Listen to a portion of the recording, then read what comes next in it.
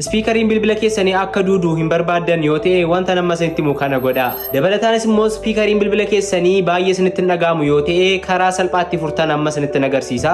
Wanta nama isinitti himu kana dura hin beektan taanaan immoo follow na gootu. Duraan dursa TikTok irra deemtanii speaker cleaner jettanii akka kanatti barreessuutiin search gootanii viidiyoo isa jalqaba irratti isinii dhufu kana xuxxanii hanga dhumaatti sagalee bilbila keessanii guuttanii bantu jechuudha.